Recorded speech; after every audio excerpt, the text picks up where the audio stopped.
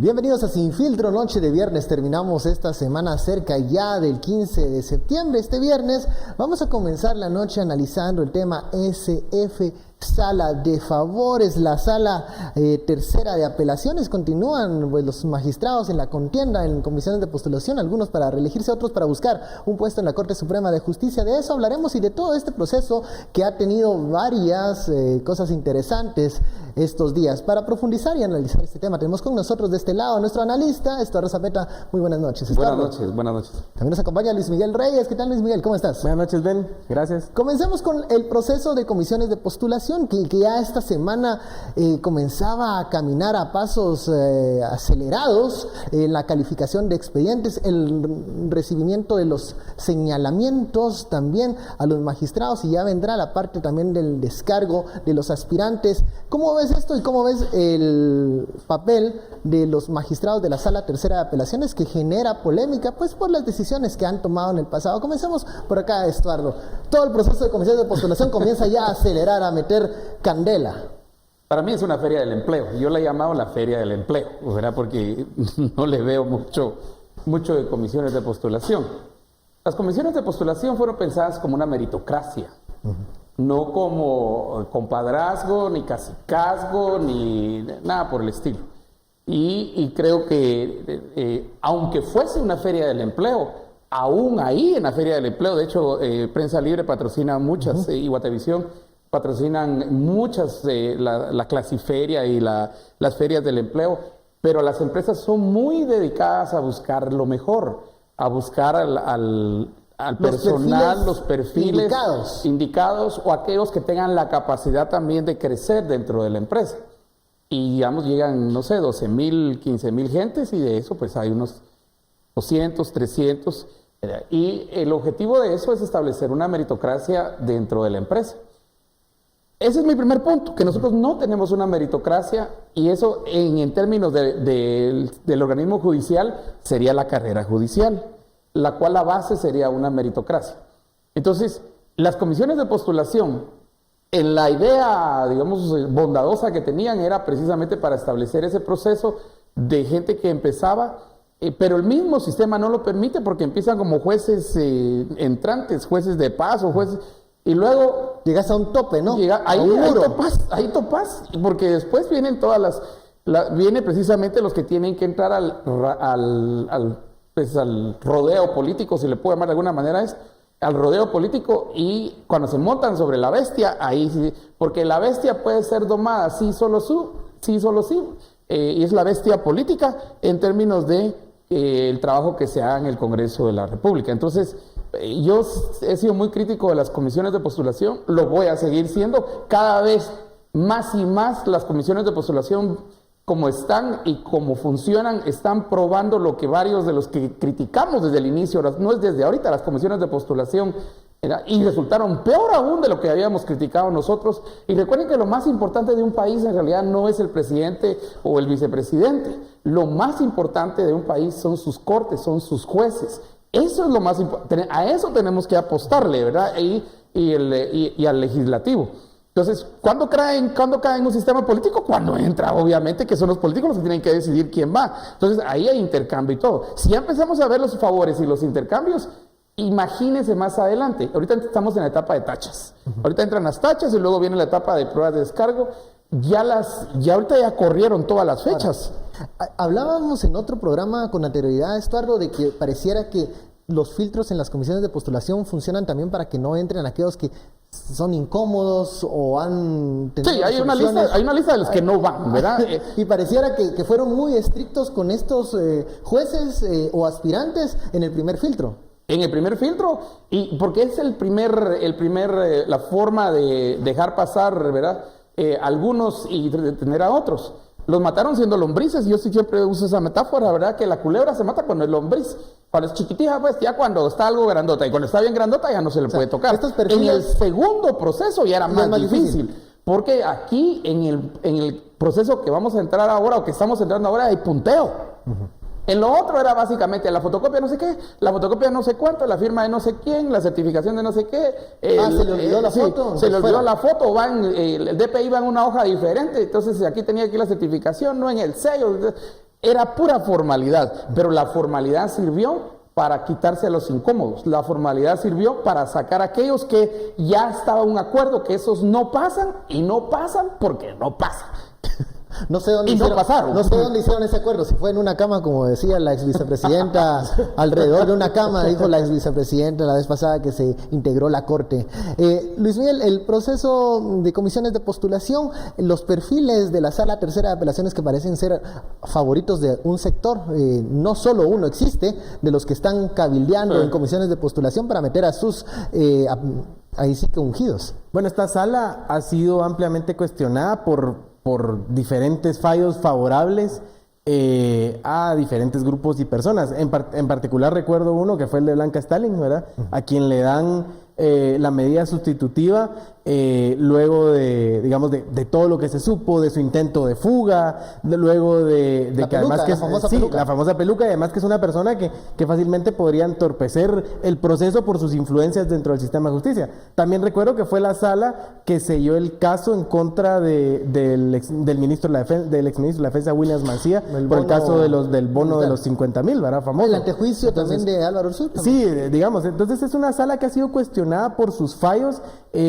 Recordemos también que el proceso de lucha contra la corrupción también hizo algo, y es que obligó en cierta forma a los jueces a tomar partido en este proceso y los llevó a unos jueces a plantearse más favorables al trabajo que se estaba haciendo para luchar contra la corrupción y otros jueces menos favorables a esto. En este caso, la Sala Tercera de Apelaciones, que es de la que estamos hablando hoy, es una de las salas que es fácilmente identificable como una sala contraria al proceso de lucha contra la corrupción y que ha favorecido a muchas de las personas y grupos que han estado involucrados en procesos de estos. Entonces, es ahora, digamos, nos extraña un poco ver que estos jueces ahora son posiblemente los favoritos para pasar a los últimos procesos, en el proceso, exacto, para pasar el colador, y otros jueces que han sido más, digamos, por no decirlo de una forma, más favorables al proceso de lucha contra la corrupción, o que, digamos, no se han mostrado tan dispuestos a favorecer a las personas acusadas, pues son jueces que están tachados. O sea, claramente estamos viendo que hay una línea que identifica a la comisión de postulación y dónde están poniendo los filtros. O sea, el filtro es qué comportamiento tuvo ese juez respecto a los procesos que tenían que ver con lucha contra la corrupción. ¿Y qué está pasando entonces con la calificación de los expedientes? Porque existe una tabla de gradación que con todo lo que se diga, bueno, es una metodología para calificar al aspirante. Se ha criticado cierto hermetismo alrededor del proceso de calificación, pero allí, incluso si los favoritos, como se ha hablado, algunos jueces, magistrados de salas de apelaciones que quieren llegar a Corte Suprema de Justicia, ellos tienen que llegar a una calificación, en el caso de comisiones de postulación para integrar Corte Suprema de Justicia y sala de apelaciones, mínima para pasar. O sea, tienen que estar bien calificados. ¿Qué va a suceder allí? ¿Cómo? Por eso es tan importante fiscalizar la calificación. ¿Cómo los están calificando? Ahorita no nos sorprenda ver que de repente, digamos, esta es la barra de calificación y, oh sorpresa, mañana aparece aquí abajo.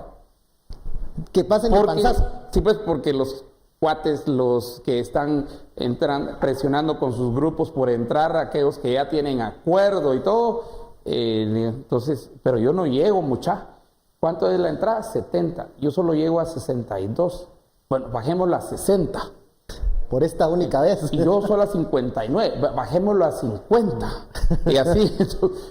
Mira, es que así es, pues yo sé que uno se ríe de esto, pero es que así es. Porque ya lo vimos. El pase mágico es llegar a la nómina de que llegará, que será entregada al Congreso de la República, y donde ahí la negociación política es a alto nivel, ¿no? Sí, pero tienen que pasar este filtro, tienen que llegar el filtro de la nota lo tiene. Primero ya pasaron el filtro de ¿cómo se llama? De la feria del empleo, le llamo yo.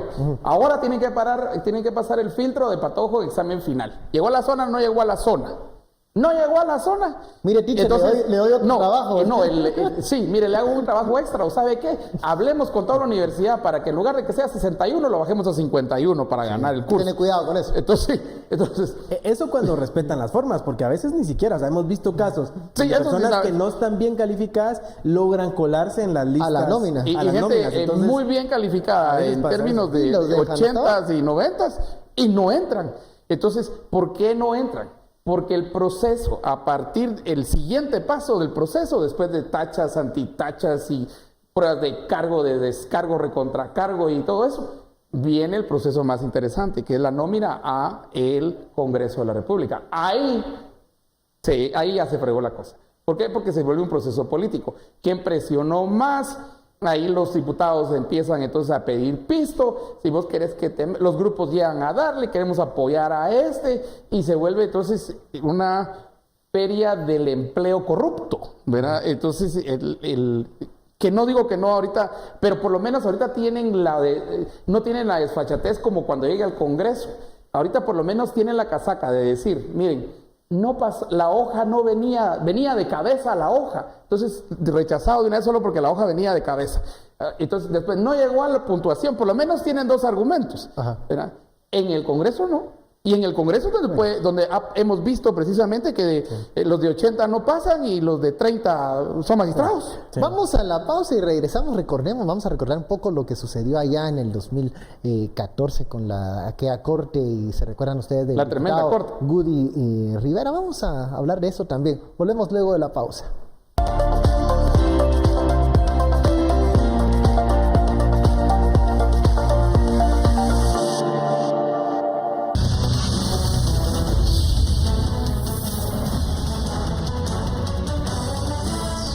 Regresamos a Sin Filtro, la etiqueta de la noche, SF Sala Favores. Les decía antes del corte que recordemos lo que sucedió en 2014, aquella integración de la Corte Suprema de Justicia, que luego se conocieron detalles del acuerdo en ese entonces de las bancadas del líder y del Partido Patriota. Pero algo que llamó la atención, o digamos la punta del iceberg de todo lo que después conocimos, fue la denuncia de la jueza Escobar.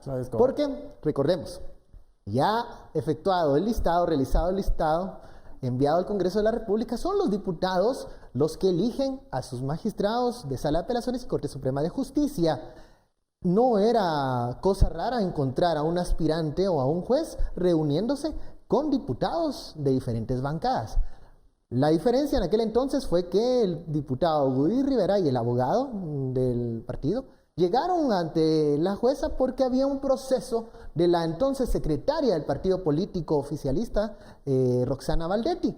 Y le decían, bueno, mire, que sí, que usted recuérdese que para ser magistrado no se necesita tanto los títulos ni los méritos, sino pues tener las conexiones. Básicamente lo que estaban haciendo era como que queriéndole asegurar la reelección en la sala de apelaciones a cambio de una resolución favorable a la entonces secretaria del PP. Da miedo recordar eso porque uno comienza a decir, bueno, eso va a suceder ahorita que llegue la lista del Congreso de la República. A mí lo que no te da miedo, eso es lo normal. Y a mí lo que me da más miedo de eso es que no pasó nada. Digamos, bueno, vimos el diputado tuvo su condena. No, claro, eso sí, pero digamos, en el sistema, en la forma como se eligieron esos jueces, en la forma como se eligió esa Corte Suprema de Justicia, que hoy tenemos las pruebas del resultado de esto, no pasó mayor cosa. Claudia Escobar hoy vive fuera del país porque fue amenazada, porque tuvo que buscar asilo en Estados Unidos, y bueno, las cortes fueron elegidas como fueron elegidas y vimos el resultado, ¿verdad? Después de estos años que pasaron. Entonces, ciertamente, Woody Rivera fue una víctima del momento. No voy a decir una víctima, eso estuvo mal. Sí, eso te iba a decir.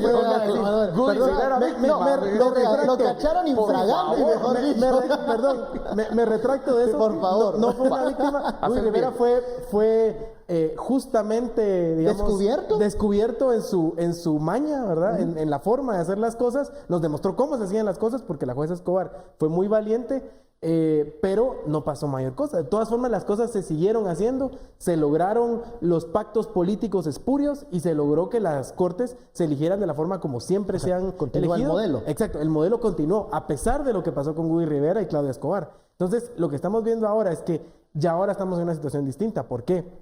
Porque hay un intento de deshacer todo lo que pasó de 2015 para acá, y ese intento se va a ver reflejado claramente en la forma como va a actuar este Congreso, si es que le toca a este Congreso elegir a las salas de apelaciones y a la Corte Suprema de Justicia. Vamos a ver que van a llevar ese intento de regresar el proceso de lucha contra la corrupción, o lo que pasó en 2015 para acá, como le quieran llamar, a como estaba antes, ¿verdad? Entonces, aquí nada pasó, las cosas siguen igual y lastimosamente, pues los que sufrimos somos los que no tenemos un sistema de justicia que funciona como debiera funcionar. Cuando salieron estos casos, algunos decían que era un terremoto al sistema de justicia porque evidenciaba las falencias en donde se sostenía este sistema de justicia que no era efectivo para la ciudadanía, pero pareciera que el terremoto solo fue remesón porque el modelo continúa y la forma de integrar magistrados es la misma. Mira, de hecho, y hay que recordar también que la propuesta de cambios constitucionales en el tema de justicia, específicamente en el tema de justicia, sí abarcaba la eliminación de las comisiones de postulación. ¿Ya? Proponía otro modelo para ascender en la carrera judicial. Y era un modelo más realista que decía, si al final la decisión es política, lancémosla a los políticos. Y también proponía reforzar el modelo de la carrera judicial, que era correcto, muy importante. Entonces, pero no solo decía esto ya no y dejaba el vacío, sino que decía, esta es una carrera judicial, el establecimiento de la carrera. El problema está que no tenemos carrera, o sea, principiemos por ahí.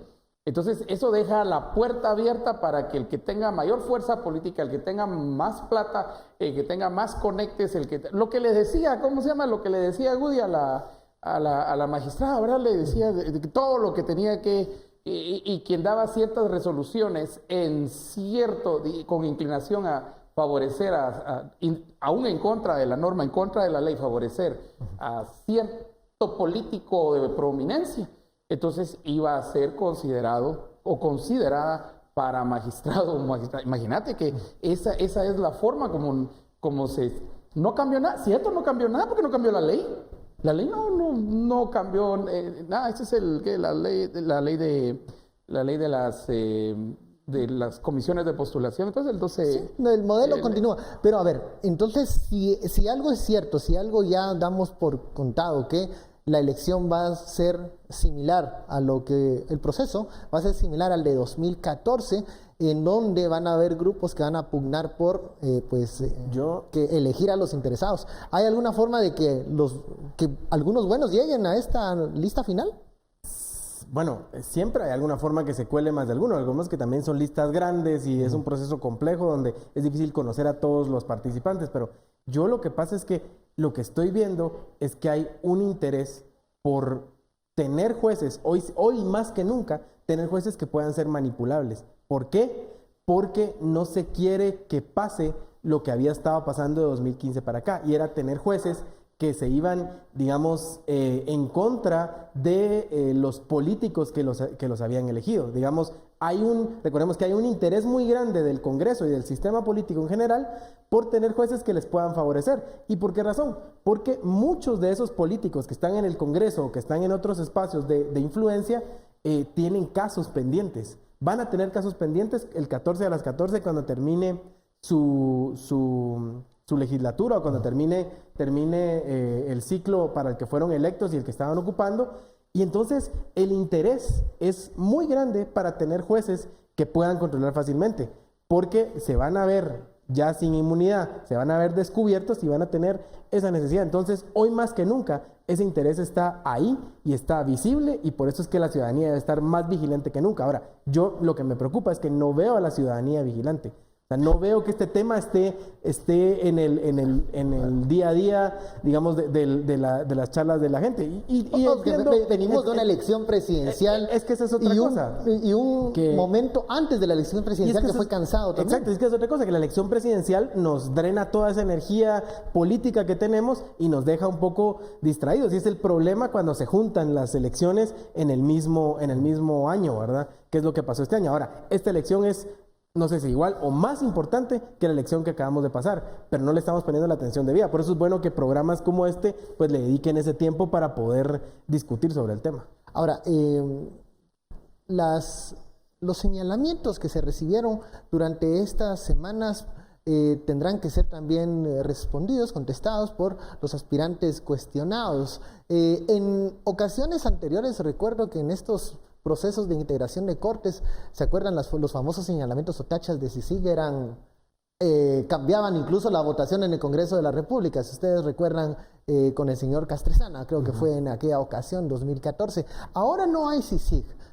Y la pregunta que hacía, o la observación que hacía Luis Miguel, ¿qué tan apartada está la ciudadanía del proceso de elección de cortes? Porque si lo volvemos etéreo, si lo volvemos lejano, le estamos haciendo favor a aquellos que están negociando bajo la mesa que entren sus favoritos. O sea que el resultado fue mejores mañosos. Hay que acercar, ¿cómo le acercamos la elección de cortes a la ciudadanía para decirle esto le afecta a usted? Por eso te digo yo, son mejores justicia. mañosos porque a estos no les conviene que la ciudadanía, no les conviene que usted sepa de las comisiones de postulación, que usted sepa que de repente usted, vos o yo, podemos caer en manos de estos jueces. ¿Ya? Y el debido proceso y toda esa cosa, ¿qué va a pasar? No es un proceso en el cual se busque a las personas que van a procurar la justicia. ¿Cuál es el objetivo al final de todo esto? Es la gente que luche, jueces que luchen por procurar la justicia, en el mejor de su conocimiento y en el mejor de su aplicación de la normativa y en el mejor uso que puedan hacer. Precisamente nosotros tenemos un derecho escrito, entonces que puedan hacer de los códigos y que tengan el conocimiento y que se cultiven todos los días. Eso nosotros no pensemos ni esperemos eso, porque eso no va a pasar. Entonces va a llegar el que tenga mejor puño político, el que tenga mejor quiebre y quien pueda ejercer presión. Pero fíjate que no es ni tanto que llegue, sino quienes están atrás de este que tiene presión, pisto y puño, ¿verdad? Las 3 P's, presión, pisto y puño, para poder entonces ser magistrado. Y los más interesados ahorita son los diputados de este Congreso. Por eso es que también ha surgido la discusión de si ya se movieron las fechas. Entonces, ¿por qué no? Entonces, si se movieron las fechas, ¿por qué no mejor de una vez que las fechas se muevan para que sea el próximo Congreso el que decida, que tome la decisión de las listas que le van a pasar, de la lista de los 26, ¿verdad? Y la lista de los... ¿qué? 200 y algo, 270 y algo. Le pasan una lista más grande, pero tienen que elegir ahí. Y entonces, que no sea este Congreso. De hecho, eso es un gran debate si va a ser este Congreso al final. Porque los intereses de este Congreso, como muchos no fueron reelectos, entonces cuando salgan el 14 a las 10 de la mañana, que no es el 14 a las 14, sino a las 10 de la mañana, el 14 a las 14 ya los pueden estar agarrando.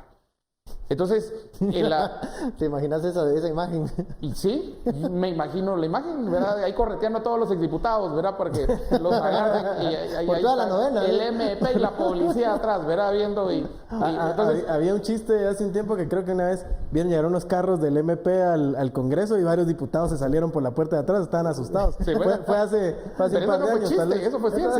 Fue cierto, era... El chiste es que sucede. Eso sucedió. Sí, pues, entonces fueron todos por la puerta de atrás, ¿verdad? Por lo y menos solo unos... llamaron al guarura para que los pasara trayendo en la puerta de atrás. ¿Se recuerdan al expresidente legislativo Meyer que por un baño salió escondido? Y el otro salió corriendo, ¿verdad? Sí. Entonces, ya hemos visto de todo en el Congreso. Entonces, ya nada nos sorprende. No nos asustemos. Lo que sí tenemos que luchar, ciudadanía, es por cambiar y quitar esas comisiones de postulación. Eso no sirve. Es que es permeable, es corrupto, es malo, nos da lo peor. Entonces retomemos la reforma o el debate de la reforma y eso... En el sector justicia, sí, pero para la carrera judicial, para quitar las comisiones de postulación. Para aquellos que logran efectivamente meter a sus favoritos en las cortes, hablar de cambios o reformas al sector justicia no les conviene, porque cambian las reglas. Sí, y ¿a quién en el Congreso de los que están ahorita le conviene el cambio de reglas? Bueno, me están diciendo en producción que vamos a la pausa y después regresamos. Nos vamos con más de este tema. Por el baño.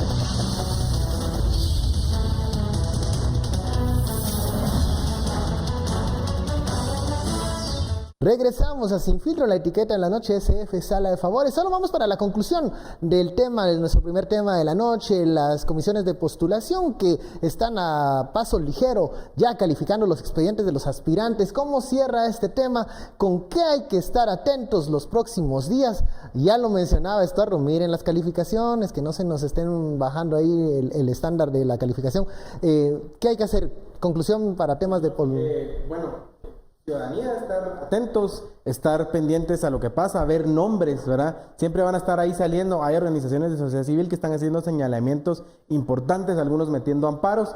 Yo creo que sí hay que ver realmente que no apresuren el proceso. Miren, en realidad el tema de que se pase la elección para el otro año y todo es complejo, ¿verdad? Pero yo creo que lo importante no es tanto los tiempos, sino más bien que el proceso se haga de la mejor forma, que se puedan hacer algunas entrevistas a los candidatos, y luego un llamado a los comisionados que están integrando la comisión de postulación, aquellos que son decentes, que tienen buenos intereses, a que levanten la voz. Queremos escucharlos como los escuchamos en 2014. Recuerdo ahí varios decanos que estaban pues preocupados y diciendo aquellos problemas que veían en el proceso de selección para la comisión de postulación. Entonces, queremos escucharlos otra vez, queremos ver qué tienen que decir de lo que están viendo. No tengan miedo, yo creo que la ciudadanía los va a apoyar si están señalando aquellos vicios, y hay muchos vicios que se estén dando en la comisión de postulación. Conclusión para el tema de postuladoras. Yo quitaría las comisiones de postulación. Si tuviera la varita mágica, para desaparecer el para proceso. desaparecer el proceso. Es un proceso político, no lo perdamos de vista, va a caer en el Congreso. Miremos tachas y también miremos las pruebas de descargo, ¿verdad? Porque también dentro de las tachas hay que señalar algo. Hay tachas que son irrelevantes. Sí. ¿Verdad? Por No ejemplo, perdió, no ganó Kinder, ¿verdad? O cosas así, por ejemplo, tonteras, pues, ¿verdad? tachas por motivos ideológicos. Sí, por favor. es de la eso- ultraderecha. Sí, ¿verdad? eso ahorita... Es de la ultraizquierda. Sí, Entonces, eso ahorita no cabe, ¿verdad? Sí, ahorita no. Estamos en un proceso en el que hay que ver en cómo teoría sea... es académico, ¿no? Sí, es académico. Hay que ver cómo se ha desempeñado esa persona en el mundo académico, y si tiene una carrera judicial, pues ver cómo se ha desempeñado en esa carrera judicial. Ajá, en la carrera judicial. No nos volvamos macartistas. Pero nosotros la ciudadanía tenemos que estar ahí, miren, ojo al Cristo. Tenemos que estar atrás. Y yo sé que para muchos es difícil entender porque el proceso en realidad es un poquito como que lo hicieron tortuoso y confundible para que precisamente la ciudadanía no entendiese. Pero básicamente hay una ley que dice que se va a hacer unas comisiones de postulación donde están decanos, representantes de los jueces de, ¿cómo se llama?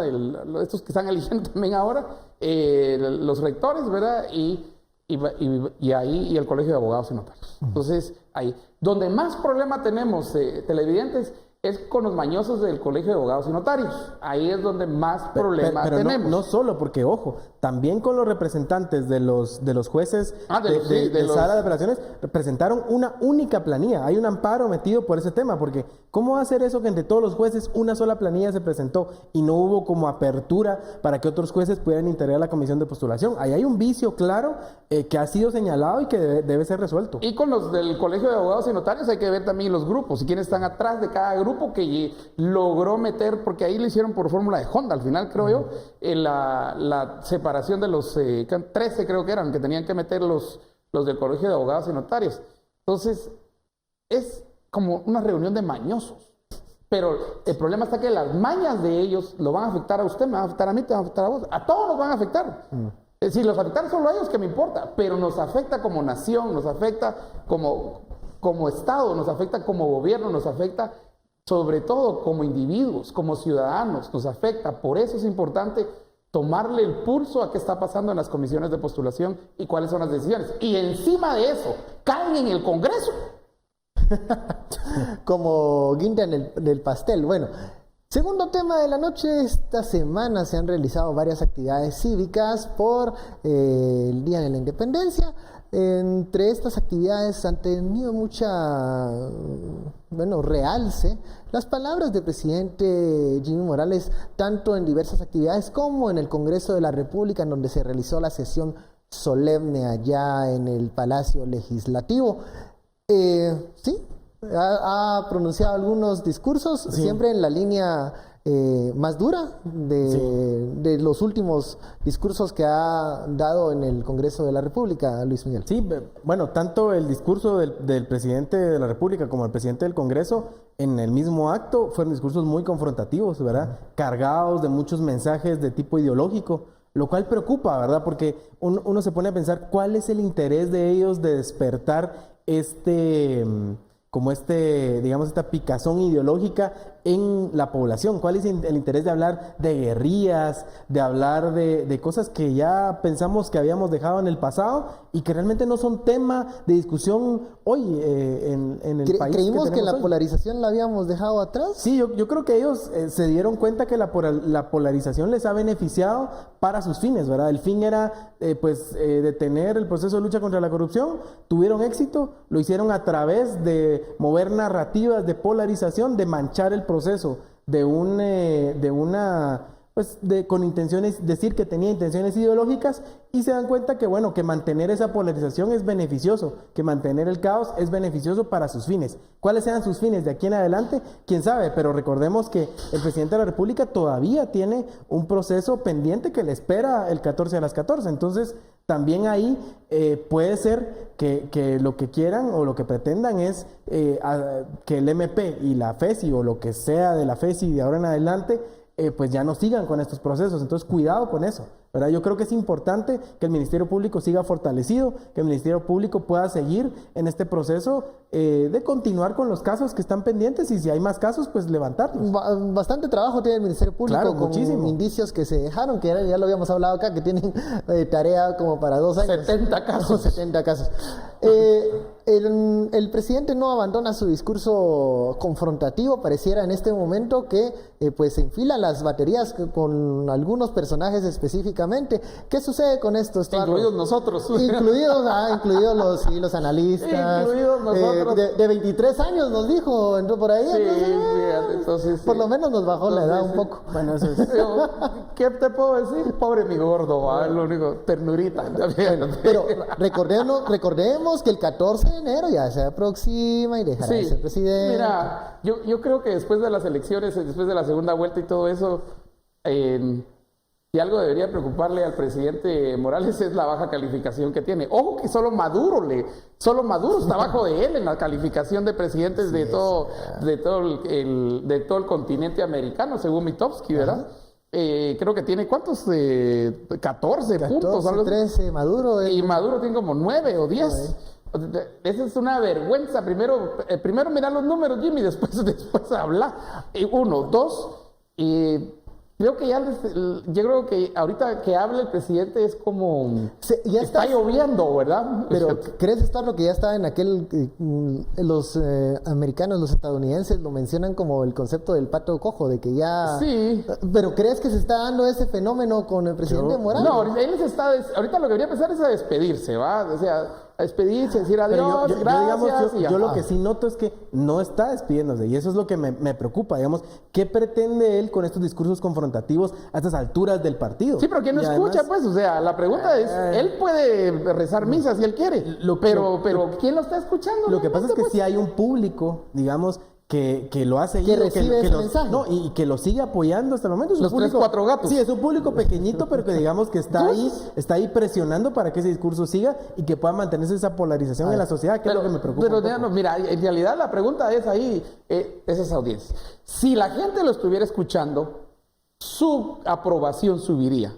Pero es obvio que cada vez que habla, el presidente habla y baja un punto. ¿Crees que entonces el presidente le está predicando al coro nada más? Al coro, el coro ya se le fue.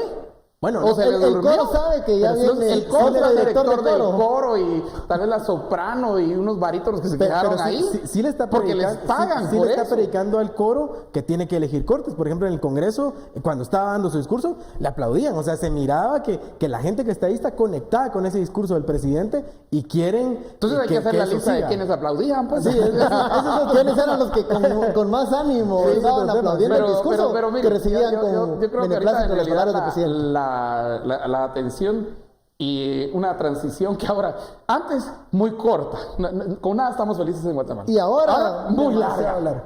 La transición de los largos, digo, de muy larga, decía ahora.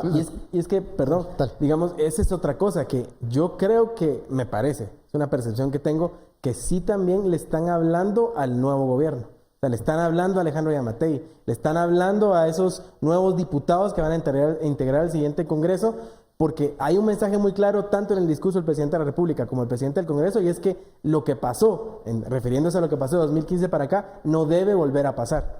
O sea, hay un mensaje muy claro de ponerle casi que cemento encima. De blindar a la clase política. Exacto, de ponerle cemento encima a lo que pasó. Sí, pero ¿qué harían en represalias si a ver, pasa? vamos a la pausa y regresamos con más de estos mensajes. ¿Llegan o no llegan a la audiencia que quiere el presidente Morales?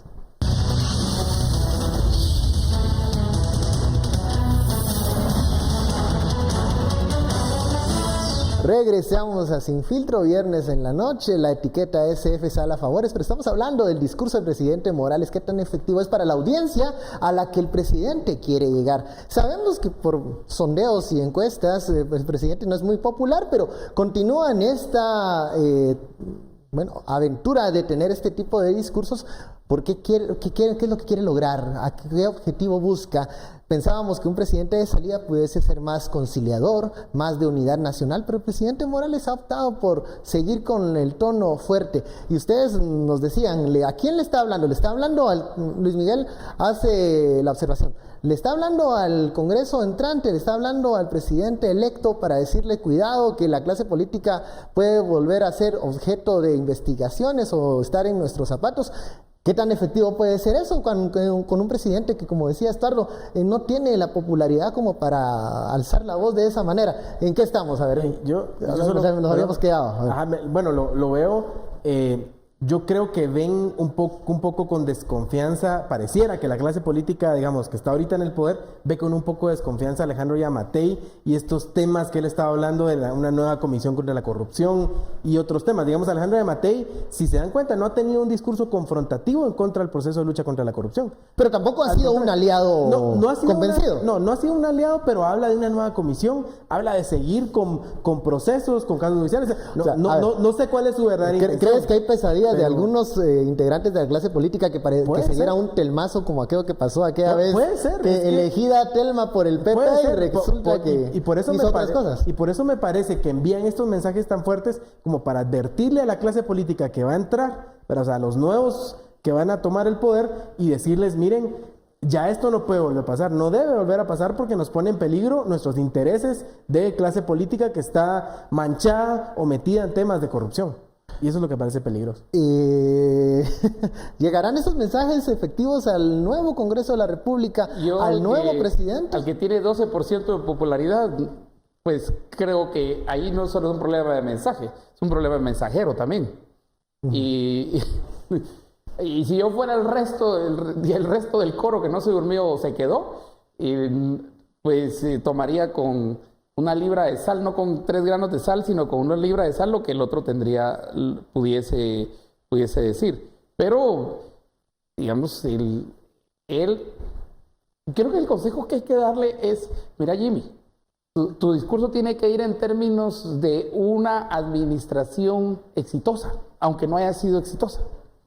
Tu discurso tiene que ir en términos de conciliación, aunque hayas logrado la división. Pero tu discurso tiene que ir en términos de cuánto se avanzó y en qué se avanzó, en lugar de seguir partiendo la cosa. Entonces, muchos de lo que lo aconsejan, y yo no sé si los escucha, y tal vez no, le tienen que decir exactamente por dónde van los mensajes claves. Ahorita los mensajes claves van por un tema que es la soberanía. Ahora yo pregunto, cuando haces ese comentario, Estuardo, estamos hablando de que el presidente está pensando en su legado como mandatario, como presidente de la República. Pero, ¿y qué tal si el presidente está pensando en el 15 de enero? El presidente Porque está pensando... en los casos, o sea, recuérdense, sí. A ver, terminada la segunda vuelta, sin inmunidad luego del proceso de la campaña, ¿quién tuvo orden de aprehensión? Ella.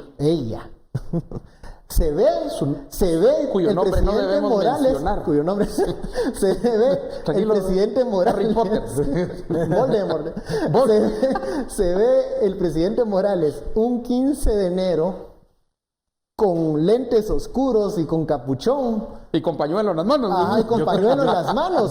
Yo creo que él está pensando más en eso y no en su legado como presidente de la República. Definitivamente, es que su legado, ¿cuál va a ser su legado? Eso no hay legado, pues. Eso creo que ni él lo sabe ahora, pero sí hay un tema, y es que él tiene ese proceso encima y quién sabe qué más cosas puedan salir. Entonces, él definitivamente está pensando en el 14 a las 15, ¿verdad? Y aquí la clave tiene un proceso que no se sobreseó. Mira, aquí la clave la PGN quería en aquel momento claro, que y es un proceso que, digamos, son acusaciones similares a las que tiene hay testimonios de que se entregó un dinero y, digamos, el antejuicio del que goza el presidente no logra que se pueda llegar a investigar más cosas. Exacto, pero ya sin esa inmunidad, ¿qué va a pasar? Él y varios diputados. Sí, pero te digo, ahí es donde viene el estira y jala de si decide este Congreso, decide el próximo, ¿verdad? Y unos van a apoyar porque sea el próximo y otros van a... Porque también les conviene, pues quieren alguna ganancia. Digamos, los otros tendrán sus intereses y estos también tienen sus intereses, pero los intereses de estos son más marcados. Y los intereses de estos es no caer en el bote, básicamente, ¿verdad? Ese es el 14. No ir con burka. O el 15, sí. Y yo creo que aquí... estos no... vos hablas de legado. Estos no entienden que no hay legado. Porque si hacemos aquí las sumas y las restas, hacemos el balance, pues salimos en rojo. Creo que no, ni en rojo, creo que en morado salimos. ¿Ya? Y tenemos que entenderlo. Y morado en la economía. Mira cuánto crece la economía. 2.8. Eso sirve... disculpen, eso es... Y en la población, ¿cuánto crece? En 2.5. 0.3 de crecimiento económico, eso es nada, pues. Y mira, luego con un problema migratorio que yo creo que al final, habiendo podido negociar mejores cosas, lo que fuimos a hacer fue a ponerse de alfombra a otro lado. Luego tenemos, en salud no pasó mayor cosa. En educación se vuelve aliado ¿cómo se llama? Del sindicalista cuyo nombre no debemos mencionar, ¿verdad? Y entonces, ese es el legado. Eso es legado. No, legado es aquello que es positivo, se recuerda y no solamente se recuerda, sino que el mensaje debería ser, este es el legado y la petición sería entonces al otro, siga con esto porque estos dieron estos buenos resultados. Y su legado es que esta semana en 2 oportunidades intentó salir a la calle. Una, pues cerró la mitad de la zona 1 para atravesarse del Palacio Nacional como un ciudadano común. Como un ciudadano común, caminar ahí. Sí, como un ciudadano común, toda la zona 1 cerrada. ¿Qué pasa? Que los ciudadanos comunes le gritan, ¿verdad? En la calle, y luego el otro día, eso fue ayer, estaba dando un discurso en el Parque Central y tenía una manifestación enfrente gritándole cosas muy fuertes por el caso muy maltratado, por cierto, por el gobierno de las niñas que murieron en lugar seguro. Entonces, lo que estamos viendo aquí es que probablemente su rosca y ese grupo en el Congreso que le aplaude están muy contentos con el trabajo del presidente Morales y con lo que hizo con el proceso de lucha contra la corrupción, y por otro lado la gente con los datos que salen en la encuesta y con los gritos que se oyen en las calles, pareciera estar muy descontenta con el presidente Morales. Entonces, a ver si eso les da por lo menos un choque de realidad, ese baño de pueblos que se dieron ahí, les da un choque de realidad y les dice que en realidad su trabajo no está tan bien hecho y que hay muchas carencias y que el país está, no sé si igual o peor que cuando ellos entraron, ¿no? Ahora, si se reconoce esa debilidad en cuanto al apoyo popular, las últimas cartas que se tienen para jugar es, por ejemplo, la elección de las Cortes. O sea, yo sí creo que ellos le están metiendo toda la carne en el asador. Es que ese los es el que tema. Están ahorita, porque como decía Estuardo, hay intereses muy marcados. Es que tienen todo el interés, tienen todo el incentivo para controlar la elección de Cortes y poder hacerla este año, que es lo que les interesa también, digamos, hacerla en el plazo para poder tener jueces que sean favorables, jueces en apelaciones, por ejemplo, que sean favorables a lo que pueda pasar después, porque el MP, y repito, el MP tiene en sus manos varios casos en contra de políticos salientes, ¿verdad?, que salen del poder ahorita, incluyendo el presidente Morales y varios diputados, y por eso necesitan mantener esa unidad, necesitan mantener la confrontación, necesitan mantener la crispación para que la gente esté alerta. Si ellos no, con sus discursos, son más conciliadores y tratan de cambiar un poco, pues la gente se relaja. Pero si se mantienen en alerta, el sistema político está en alerta y va a elegir a los jueces que les ayuden a mantenerse en la impunidad. Y ahí es donde yo no miro, y este es un llamado, ¿verdad? No veo yo creo que sin estar en el Congreso, los que van a subir al Congreso, van a tomar posición en el Congreso por el partido Vamos, no los veo muy activos. A no ser que estén haciendo negociaciones en silencio y nosotros no sepamos. pero no los veo, ellos ya deberían de hacer una acción política. Ellos ya deberían estar en acción política. Que para ellos también es un escenario nuevo con una transición tan larga también, o sea, pero igual nunca había pasado esto. ¿Qué papel tienen que jugar? Por ejemplo, en el Congreso de la República, el primer día del Congreso van a llegar a ver como si nuevos, no, deberían de aprovechar. ¿Cómo? Por ejemplo, en el Congreso de la República, la Comisión de Finanzas está con la disposición de que lleguen los designados del gobierno electo con voz, pero sin voto, ¿verdad? A conocer la negociación del presupuesto que van a ejecutar ellos el próximo año. 90 millardos, ¿verdad? 91 millardos, perdón. O sea, 91 mil millones de quetzales. Y la recaudación no se ve muy esperanzadora para el próximo año. O sea, sube un poquitillo, pero digamos la recaudación está aquí y el presupuesto ese sigue creciendo y la recaudación no. Entonces, digamos, son cosas, por eso te digo, a los de Vamos no los veo yo como sedientos de aprender. ¿Verdad? Y no los veo como muy entusiasmados en esto. Y yo creo que ahí habría que, al otro, ¿verdad? A Yamatei que decirle, empuje a la gente, ¿verdad? Empuje a la gente que vaya a aprender. ¿Verdad? Porque esta parte, ¿por qué se dejó esta parte tan larga? Por el aprendizaje que se decía que no tenían que no llegaban preparados y todo. Bueno, ahora hay tiempo para preparar. Si no se están preparando, ya son mañas, pues. Pero también se necesita colaboración del gobierno saliente, porque estamos viendo que Alejandro Yamatei se quejaba hace una semana que Jimmy Morales no quería, o que el gobierno de Jimmy Morales no quería darle la información sobre el acuerdo de tercer país seguro. Entonces, también ahí hay un problema de colaboración, hay un problema de comunicación que no se resuelve. Pero en un mundo de información, chillar porque no me dan información. Eso es lo que pasa es que por favor, es información que solo ellos tienen, porque nadie sabe qué fue lo que la firmaron. información la pusieron en Estados Unidos, en el Departamento de Estado. Pero digamos, institucionalmente, lo que se quejaba el presidente electo era que no había como que tanta colaboración. No hay colaboración, entonces me voy a otro camino a buscar la información, pues. Pero también como hacemos los periodistas, una fuente no nos da, nos vamos a otras dos fuentes. Pero también es obligación del gobierno saliente dar esa información. Pero no lo va a dar. Pero ¿qué están ocultando? Es que pero si no la va a dar, no la va a dar. Entonces ya seguir insistiendo ahí no tiene el proceso de transición.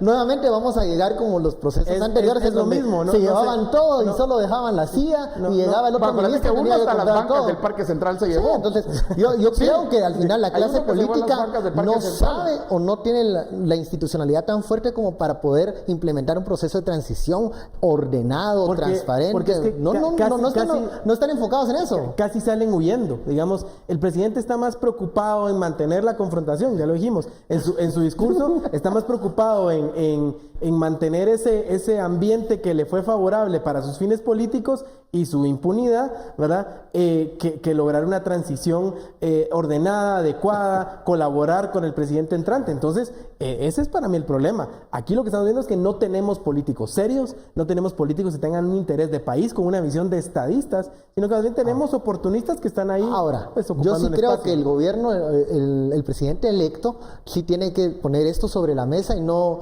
Porque bueno, ahora hemos tratado de buscar información de la transición y ya no hay tanta como en los primeros días, las primeras semanas. Entonces, si de parte del gobierno actual no se está dando la información, no se está colaborando, creo que el presidente electo y su equipo tienen que decirlo, tienen que decir, miren, esto no es culpa de nosotros, no hay hermetismo de nuestro lado, sino que no hay colaboración de la contraparte. Pero no decirlo y callarlo ya te hace cómplice de ese proceso que no dan información, entonces voy en opción B, opción C. Claro. En la era de la información, quejarse porque no hay información. Pero tenés que decirlo. No se la van a dar.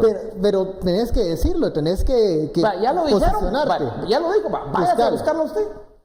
Ahora sí. ¿Cómo el editor de Guatevisión y Prensa Libre? Es que no conseguí con esa fuente. ¿Y solo es ahí, pues?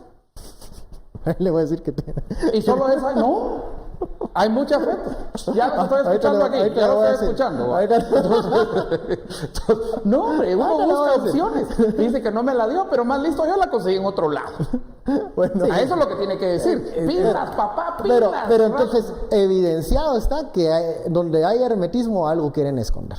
Es que ese es el problema. ¿Qué es? Hay, No que, sabemos, hay que señalar pero el hay hermetismo. algo importante que hay que develar, sin duda, y el proceso de transición está evidenciando que transparencia no es uno Nos de los estarán escondiendo elementos. el legado. El legado de oro. Bueno, hemos llegado al final. Muchísimas gracias, Estuardo, Luis Miguel, por este análisis. A usted muchas gracias por su sintonía. Esto fue Sin Filtro. Feliz noche. Nos vemos el lunes. Feliz Independencia.